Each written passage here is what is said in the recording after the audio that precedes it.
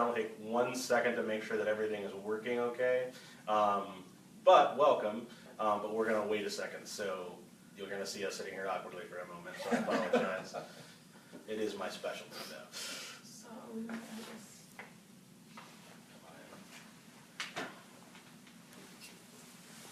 Okay, so I want to welcome everyone and thank them for joining us on Facebook Live. The Office of Transitions and Community Engagement, Ask Me Anything for new students. We're so glad folks are joining us. Today we're going to spend about an hour answering questions. We have some questions that have already been submitted to us, and we also have some questions that we're hoping that are going to come from you in the audience. And so we have a great panel, and so we're going to start off with some introductions. And so I'm going to ask folks to introduce themselves, share their name, their major, or their job, their Super Bowl prediction. So for anybody who's on the panel who isn't following, it's either going to be the Patriots or the Falcons, and then your favorite thing about the University of Baltimore. And so I will go ahead and start us off. My name is Pavan Perswani. I am the coordinator of transition programs here at the University of Baltimore. So I help oversee orientation, commencement, community engagement, and some Strengths Quest initiatives.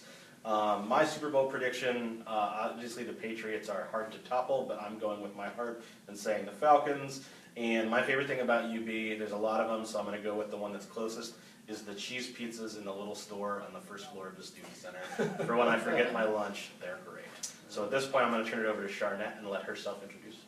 Hi everyone, my name is Charnette, and I am, my major is Human Services. Human Service Administration.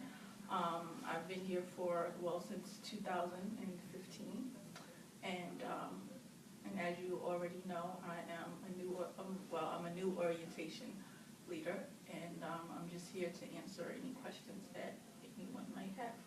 And who do you have in the Super Bowl? Oh, I think the Super Bowl will win. Okay, there you have it. Next up, we'll stop over with Carrie here. My name is Carrie Miller. I am the Student Success and Transitions Coordinator here at the university. Part of my job is to oversee all of the placement activities here, so placement testing. 9 times out of 10, if you're a new student, you probably have seen my face, or you will see my face before you graduate. But some of my other roles are to advise the interdisciplinary studies program and work with first-year students coming into the university as well. So I wear many hats. And one of the things I really like about University of Baltimore is the location. It is in the heart of Baltimore, and I enjoy my commute because it's not too long. I was going to say it was short, but not too short. My Super Bowl prediction, wow. The Patriots are a juggernaut, but like Pavan, I am going to go with the Atlanta Falcons. Julio Jones, let's get it done. And lastly on the end over here. Hi, I'm Jordan. I'm an environmental science major. I don't watch football, but I know Patriots are a thing, so I'm just going to go with them. My favorite thing about University of Baltimore is definitely the organizations and the people in them. Excellent. Thank you so much. But once again, we want to welcome everybody who's watching. We did put out some information, so the first 15 folks to ask questions will get prizes. In the event that your name does not match your official name at UB, I would just ask you to post your name in the comments as well. I will be emailing you tomorrow to set up your prizes. We do have some lovely examples up here. So we have this lovely hat, which is my favorite giveaway. Ooh, that's nice. We also have a Creed shirt. This lovely UB shirt, and then another personal favorite of mine, this baseball tee over here that goes quickly. And so the first 15 folks to ask questions will have the opportunity to win one of these prizes. They'll be able to choose any of the items that are remaining from a bin that we have. And we actually have our first question that came in live. And so it came in, and I apologize if I mispronounce the name, from Momina. And the question has to deal with, how can I apply for credit at the bookstore? And I believe that is handled through financial aid. Go for it. Okay, so basically, as Pavan just said, it does have to do with financial aid. But also, if you go on to Sakai and you go like to the UB portal, well, not Sakai, but if you go to your UB portal, if you scroll down, it'll say bookstore credit, and you just click on that link, and then you can add whichever, however much funds you would like to add to your bookstore credit. So that's basically how you can do that. It looks like we're also going to get some additional information. One of the things that we're going to do throughout the evening is if there's a question that we can provide a link for answers, we're going to post them in the comments as we're going on, and so expect to hear a little bit more about that. And so I think that there's going to be a link coming. And there's another question coming in, but before we get to that, we'll go with one of the questions that came in earlier. And so this is kind of a two-part question, and I'll kind of rely on the students to answer this one.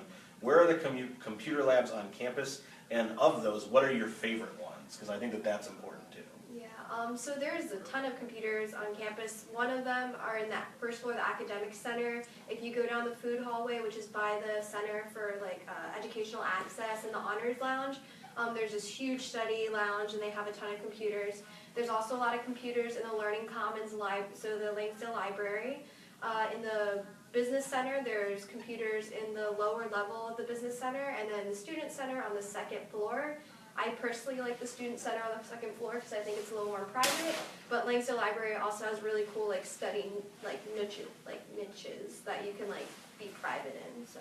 And they have, and I think they have Macs in the Langsdale Library, which is on the 4th floor of the Learning Commons, where all the computers are located. As an administrator, the BC015 is probably the place I tend to have a lot of classes, and a lot of students will go because it's a classroom, so a lot of classroom space, and I can teach there, so it's cool. I personally, I always like to go to the Langsdale Library, just for the simple fact that sometimes, oftentimes I usually need help depending on what assignment that I'm doing, and I find that going to the library is very helpful because of the people that work in the library, like Natalie Burkhoff and a few other people. I forget their name, but I would know them by face, but they're really helpful as well. So I always go to the library. That's my favorite place to go. Thank you. We want to thank everybody for interacting. This is awesome. The questions coming in are exactly why we're doing this. And so the next question comes from Ingrid, and she asks, what are the ways that working graduate students can get involved on campus with activities, which is a great question. One of the things that I think is unique about the University of Baltimore is our graduate students really do engage on campus in different clubs and organizations and do attend our activities. And so I'll talk about one, but then I'll open it up to the panel, which is that daily digest that you get each day. We were talking about it before we even started. It is an incredible resource that tells you about everything that's happening on campus. And oftentimes there are posts about things that are upcoming. And so I would really stress keeping your eye on that, because a lot of great things are posted there.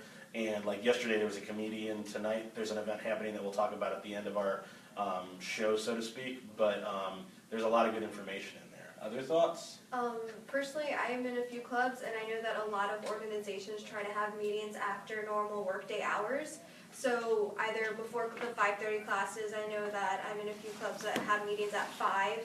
So if you leave work at 4, then you can normally get there for meetings. And also a lot of the events are after hours, like the game night, SGA started at 8. So it'll even start after those evening classes, so you can usually attend.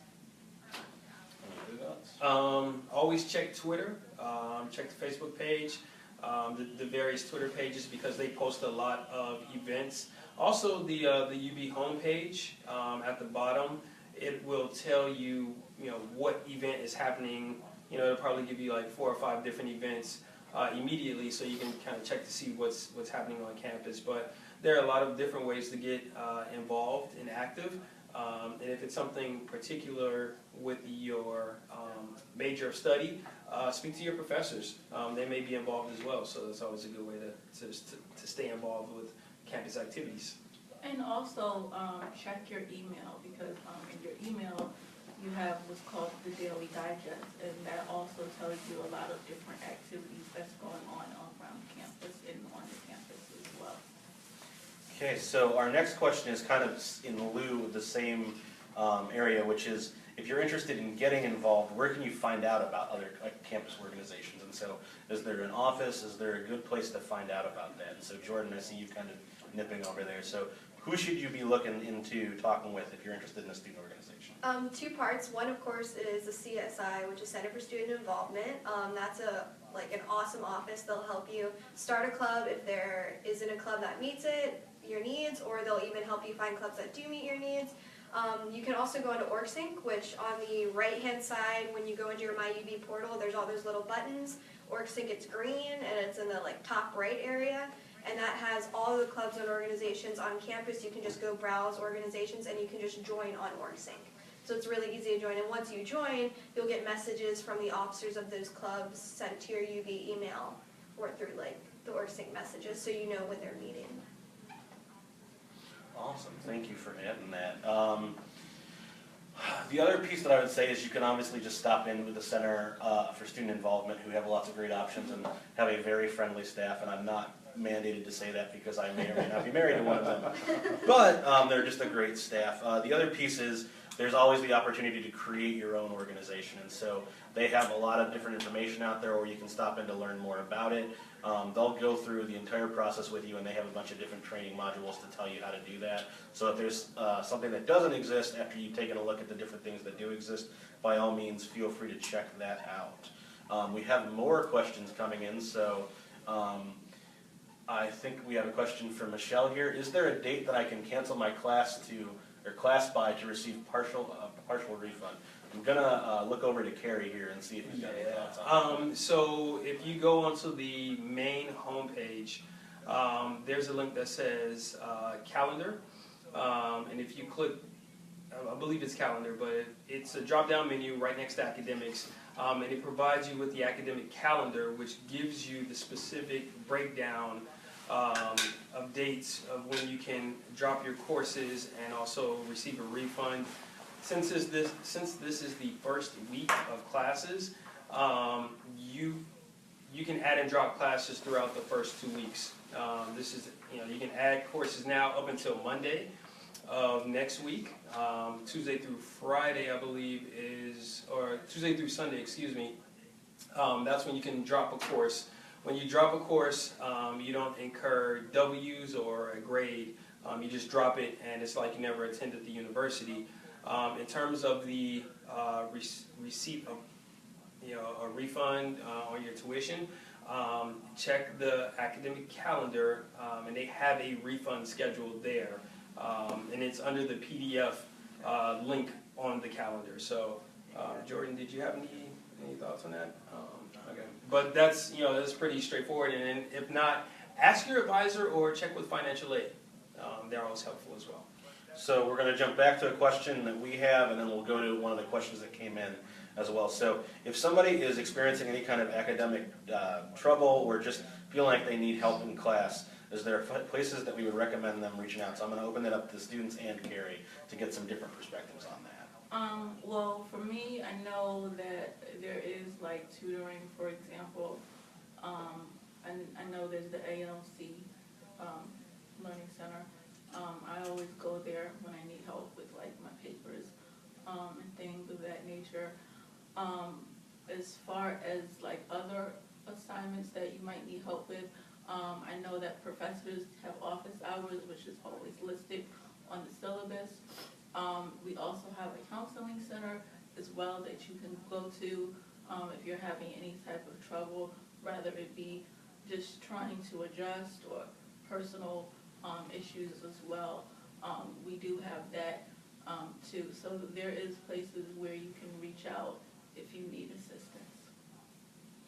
Other thoughts? Jordan?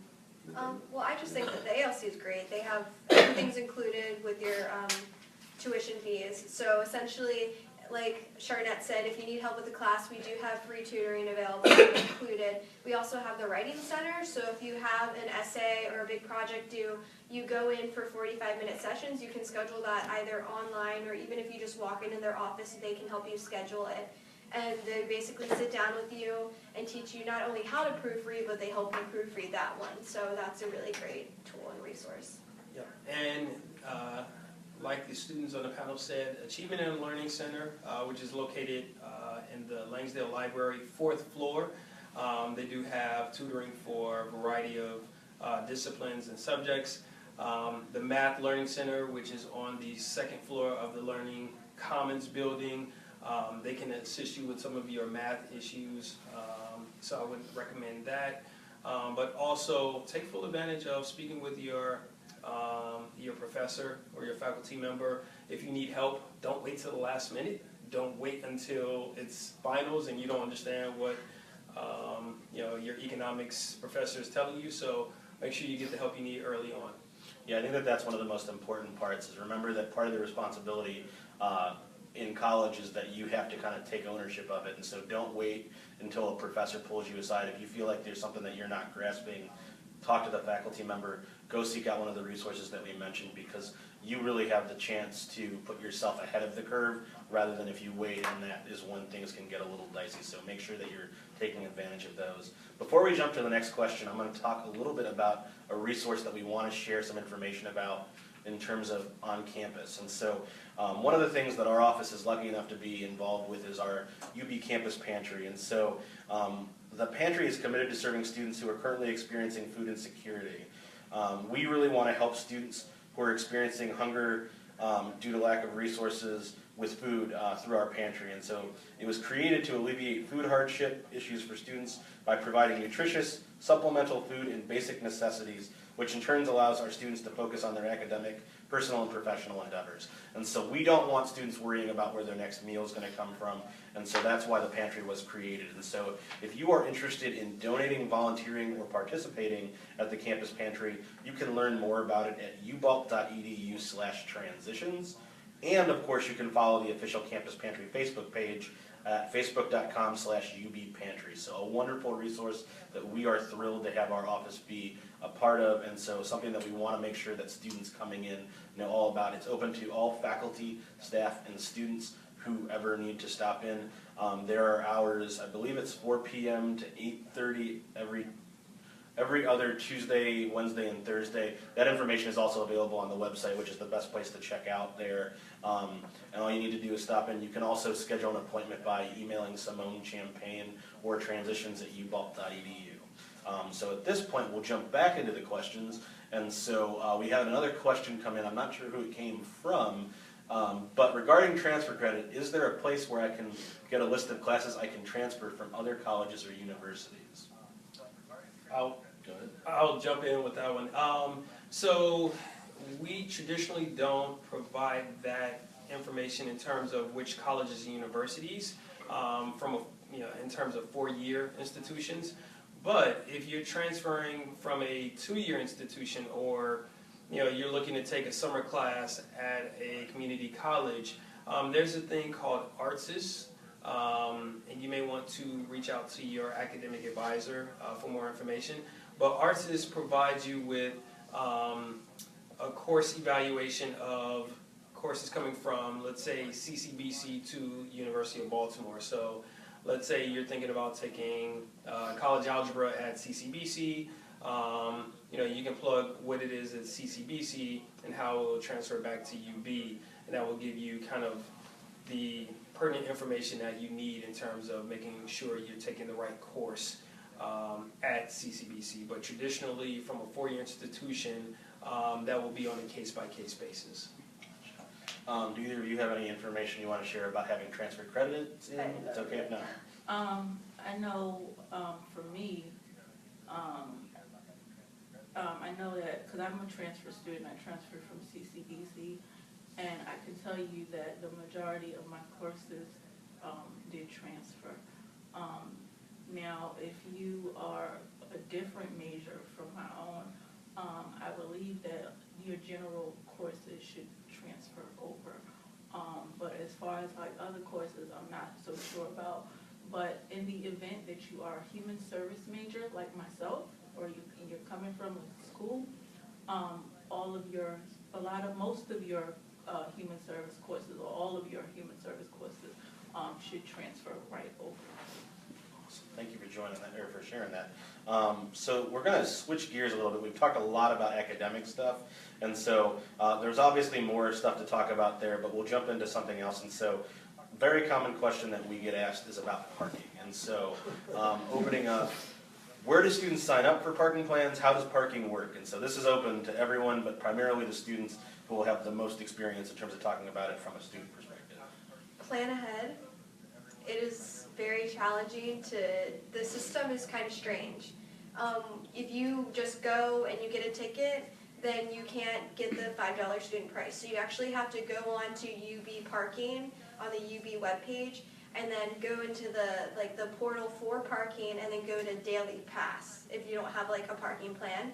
And you need to buy the daily pass for the day before you park. So you basically have it on your phone and then you scan it and then you park and then you scan it when you leave because you already paid for it when you buy the daily pass.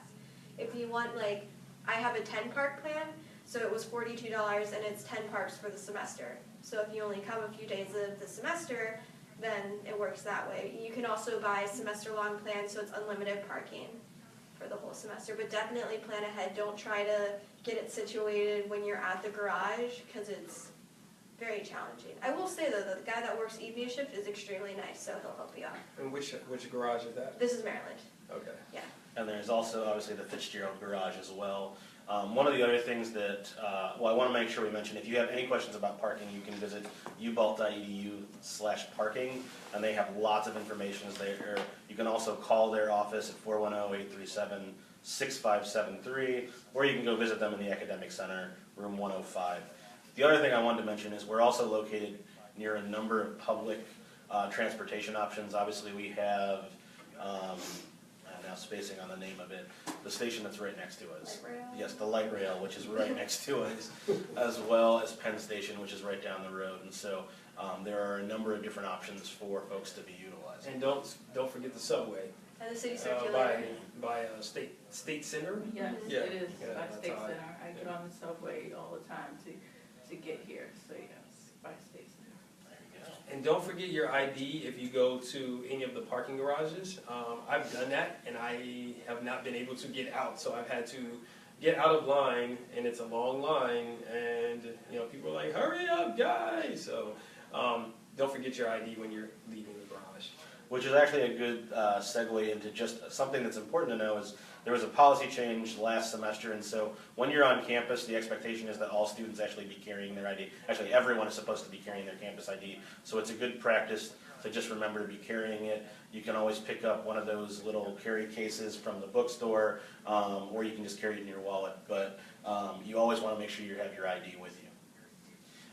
So the next question jumps back a little bit into the academic world, more so some of the finances pieces. And so one question that came in is, when is financial aid dispersed, and who should people be asking questions to about financial aid and tuition?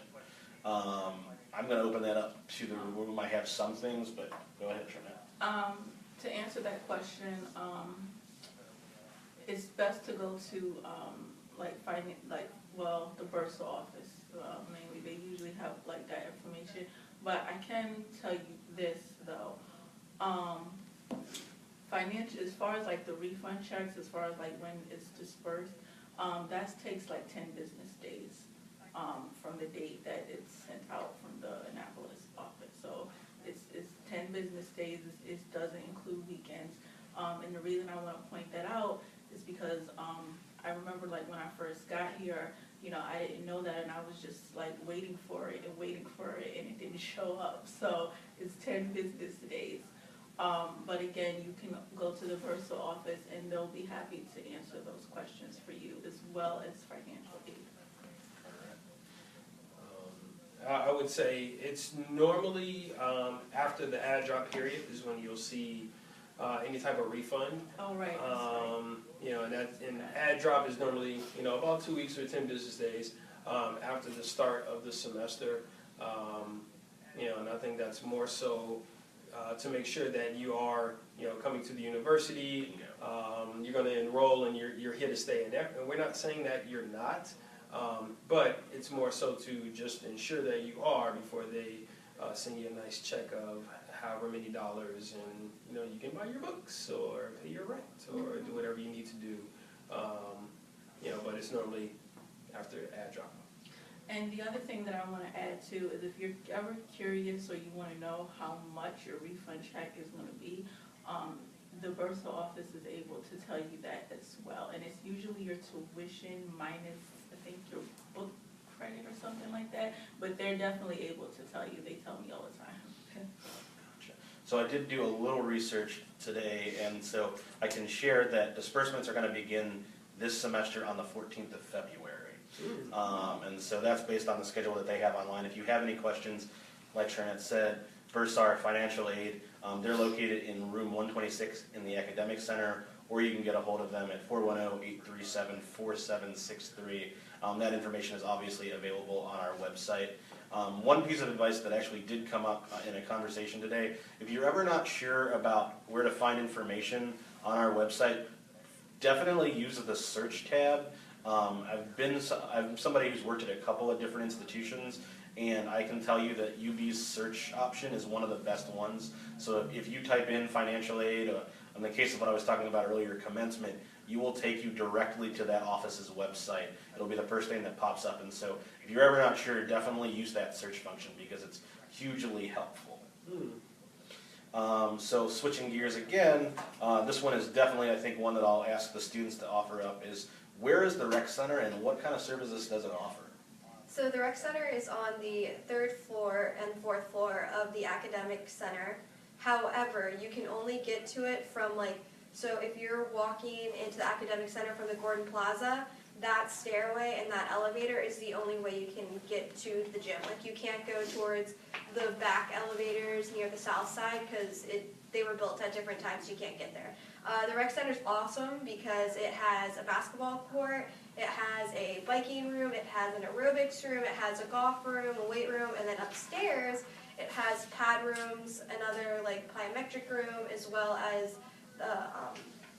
the walls for, what is that called? The racquetball? Racquetball, squash. Squash. Yeah. So there's a lot of different rooms and activities there. Also, if you're interested, that's where the rape aggressive defense class is held by the UB police, and you can find that on their page. They hold it in the mat room upstairs.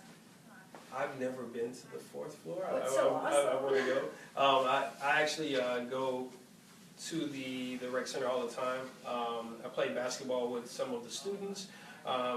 We have an old man's league, so we get some of the professors and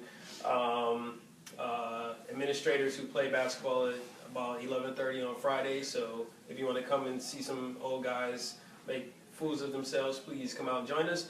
Also, intramurals is around the corner, so if you're looking to get a team together, definitely do so. It's good times, and hopefully the old man will come back and dominate like we did 2 years ago. Well, I'm glad that you said that there. Carrie was on the B-Ball Classic team for the first time where the staff and faculty beat the students. 7 years. Yes. It was a drought. Dynasty starts with one win. Yeah, So, yeah. Students, we will be looking for you next year to see what happens. No, we won't be looking for you next year. Just stay at home. We'll win. There you go. Next question, we'll jump back into the world of academics. A very important one. How and when should students be making appointments with advisors? And I'm going to lean to Carrie on this one specifically. You should be scheduling appointments with your advisor, preferably prior to the start of the semester, and also prior to the start of early registration for the next semester. So early registration will start for the fall semester in April. So before April, you need to go in and speak with your advisor. They'll walk you through your checklist and also degree audit, which is fairly new, but it's something that you can access on your own to see what courses you've already completed and what courses you need. So between degree audit and also your degree checklist, you should be prepared and know which courses you need to take to complete your degree requirements. There you have it.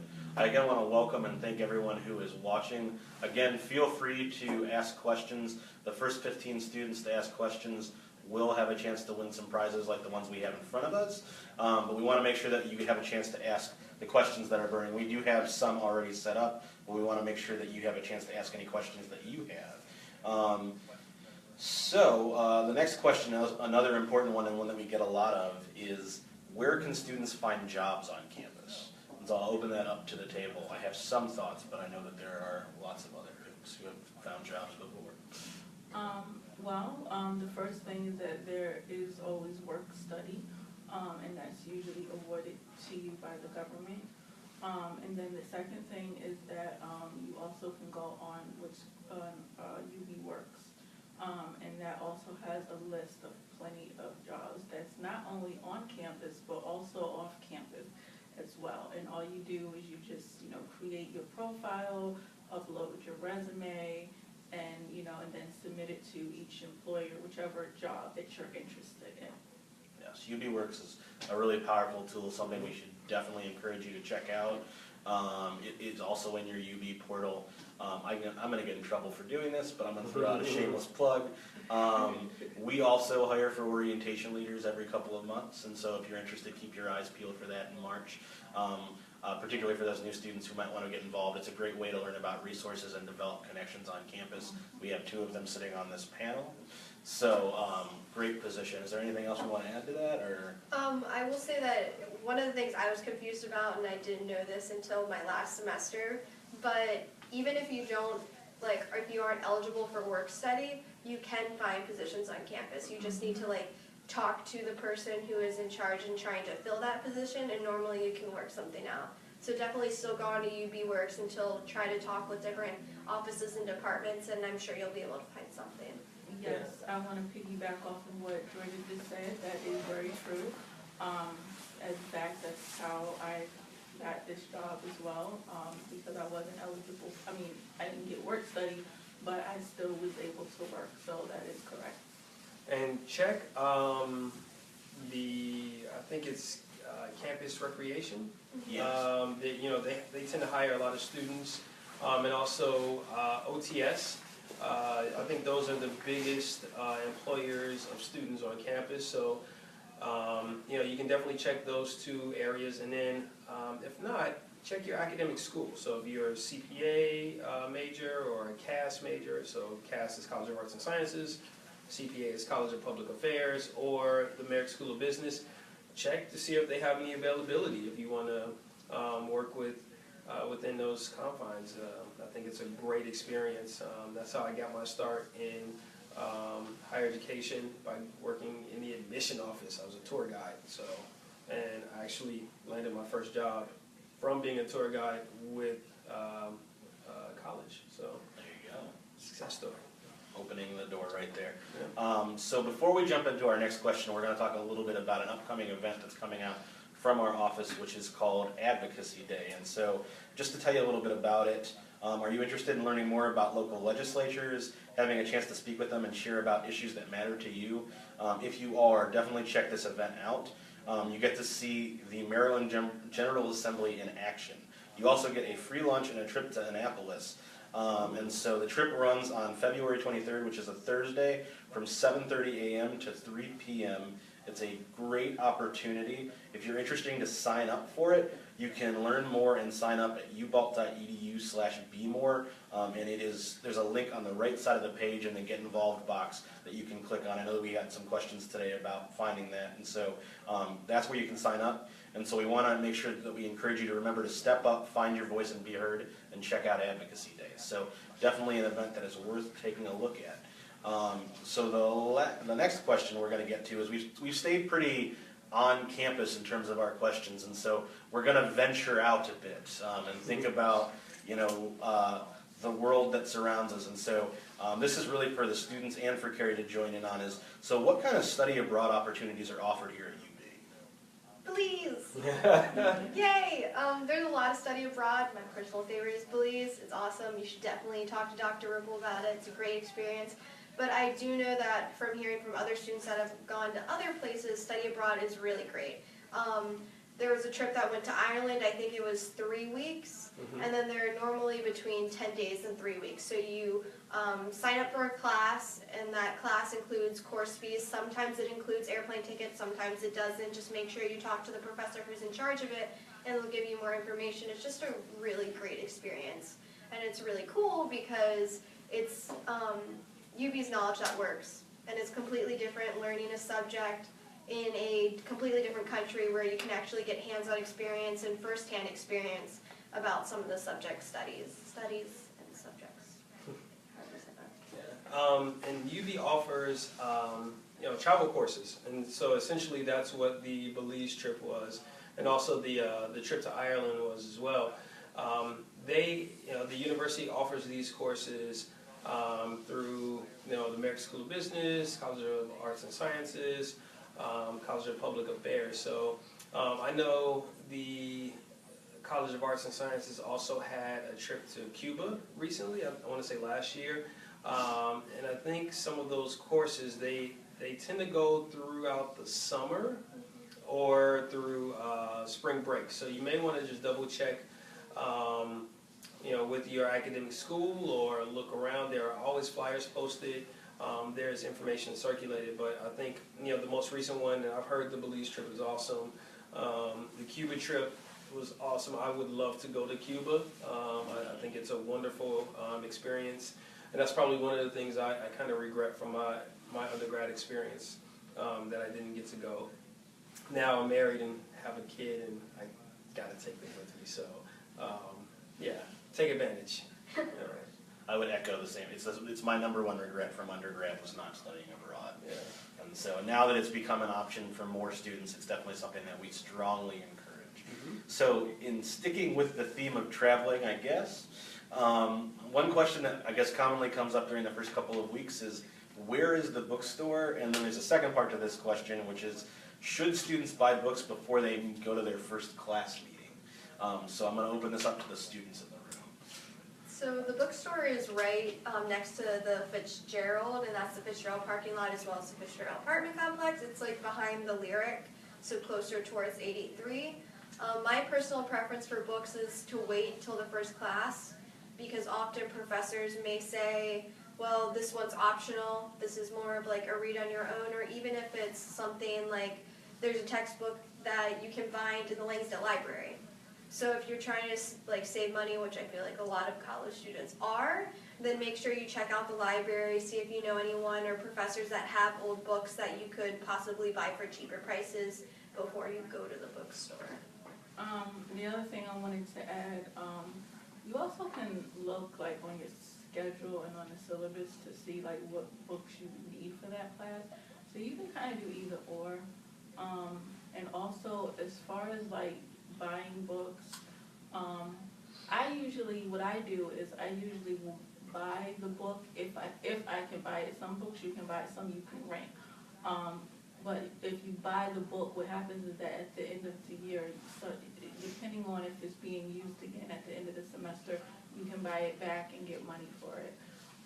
So that's always an option as well. And then, like Jordan said, too, if you just want to save money and see if they have it in the library, that's always an option as well. Something that I know that's also kind of a cool service that's offered through the bookstore is that they do price matching to Amazon. Now, specifically, it is to Amazon's main bookseller. So if it's a third-party seller, they won't match that. But if it's from Amazon and you show it to them, they will match Amazon's price. And so definitely make sure that you use that and take advantage of it.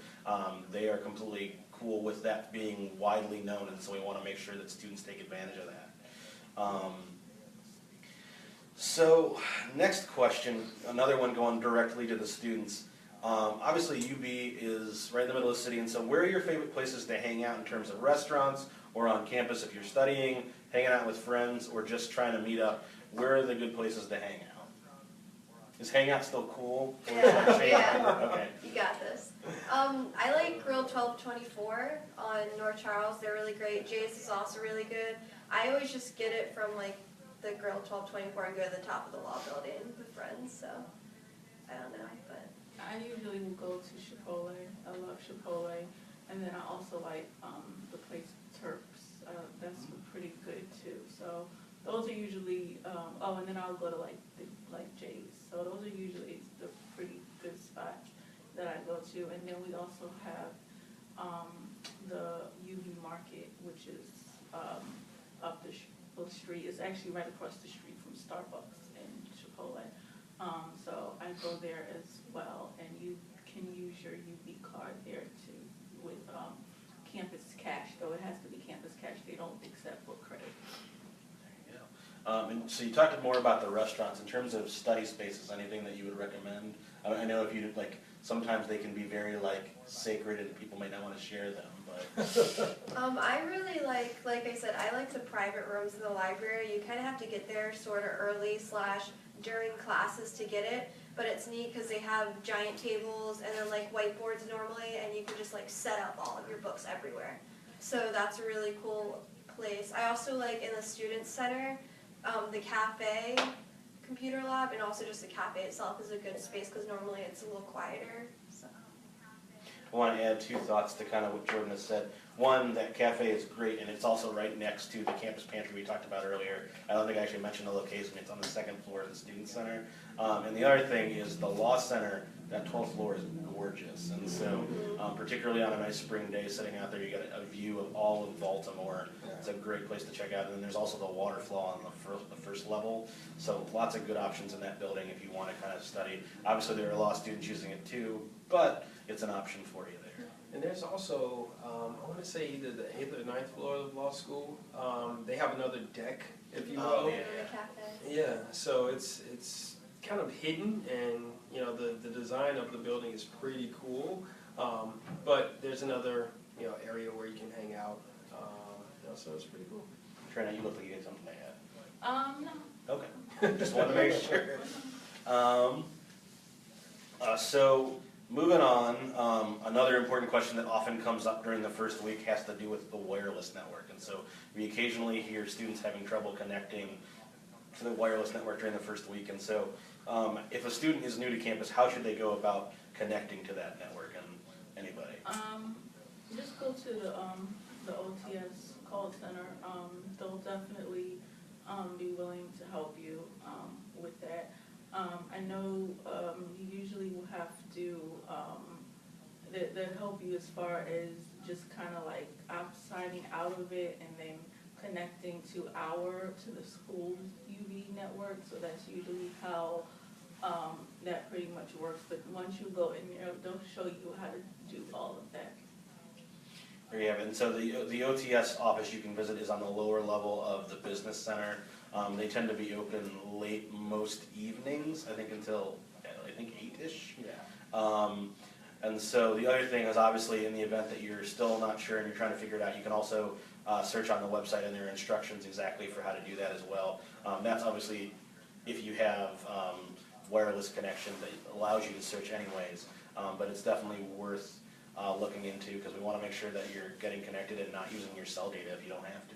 Well, it's also like, those are more so troubleshooting options because normally speaking, on your device it'll pop up, and the UB wireless is really good because it'll pop up the secure form, and all you need to do is type in your net ID, so the ID, blah, blah, blah, blah, and your password, and it'll sign you into the secure, and that will keep you signed in until you have to change your password.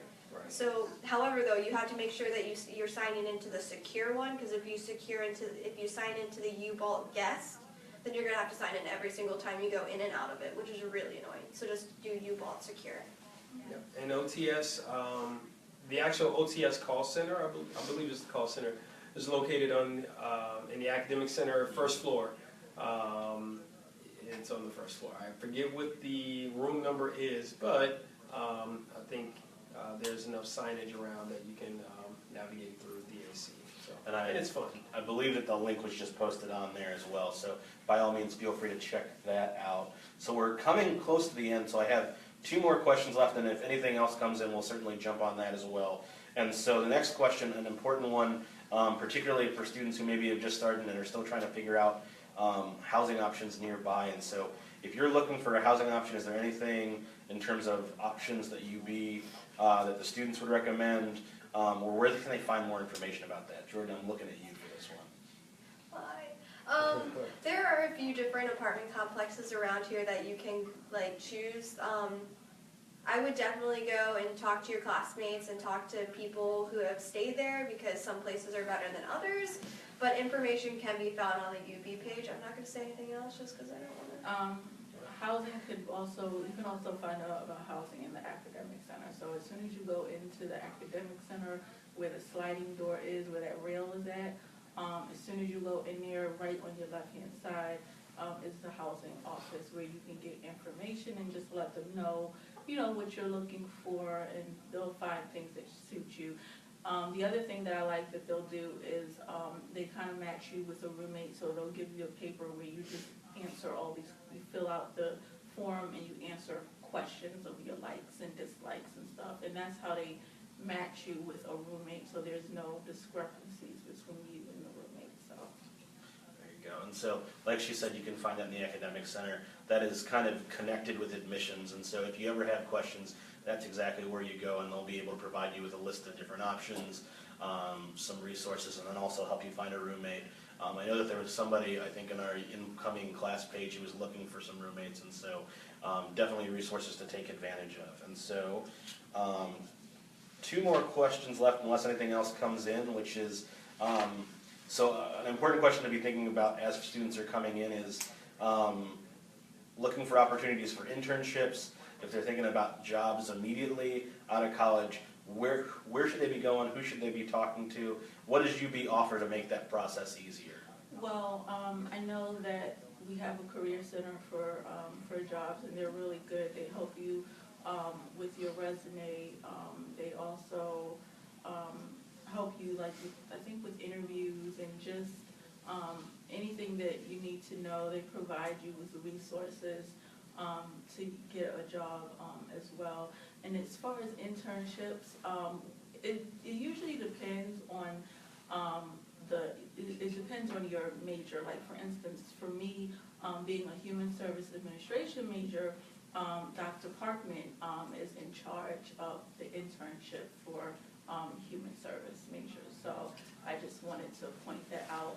But if you are a different major, I guess you would go to whoever is in charge of that major, and that's probably who you would go to for internship.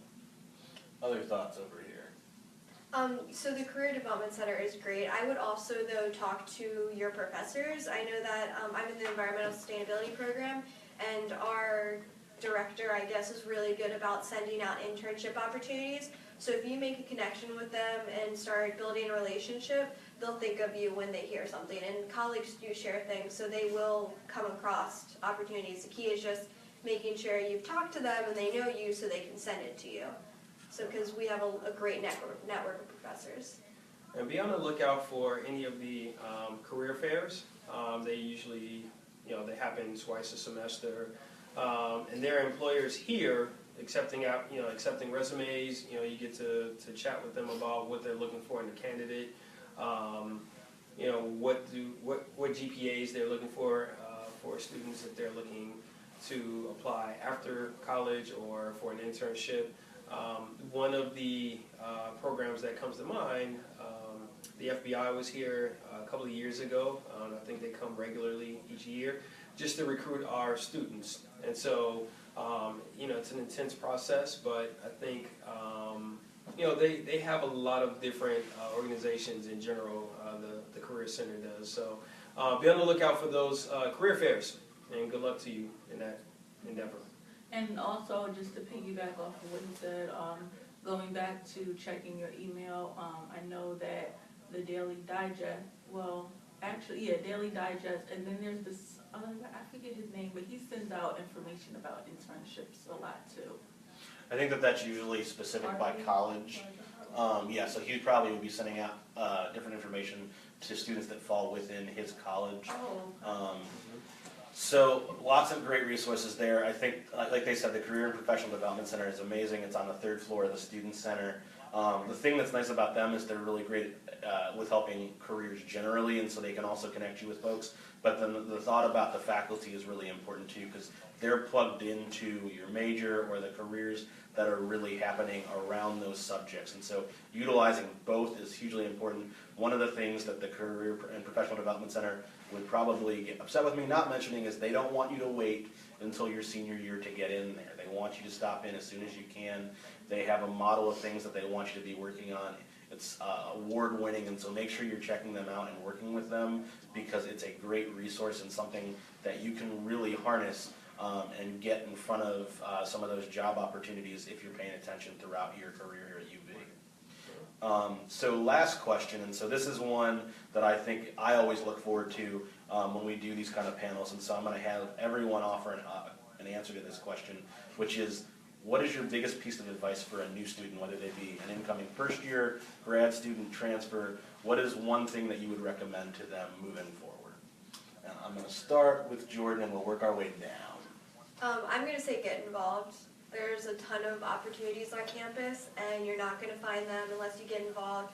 Pick a club, even if you don't join a club the first week. Go to a few meetings, meet friends, figure out where you want to be, and then become involved in that organization, and you're going to meet incredible people, and you're going to get amazing opportunities.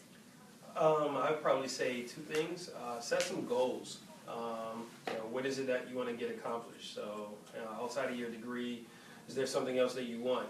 Set those goals so you can accomplish them. Second is, don't rush to graduate. I hear this all the time as an advisor. Oh, I got to get out of here, and you have 3 years left. So take your time, enjoy the ride, but just stay on point in terms of doing everything you need to do to graduate within the time frame that you already set. I would say use resources. We have lots of resources here. Just always use resources, plenty of resources. So I would say use that, and also, follow the rules of the campus.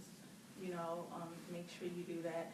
And then also, to piggyback off of what he just said, what Carrie just said, take your time, don't bite off more than you can chew as far as with classes. Because you don't want to find yourself in a situation where you're taking too many classes and you're not catching up, and then you have to drop classes. So just, take your time, take as many as you can take, and go by and know what your strengths and your weakness is, So if you're not good in math, then you wouldn't want to take a math class with a science class. You might want to take a math class with something that's a little bit easier, like English or something. So, so just do that as well, and just balance it out. So that would be my best advice.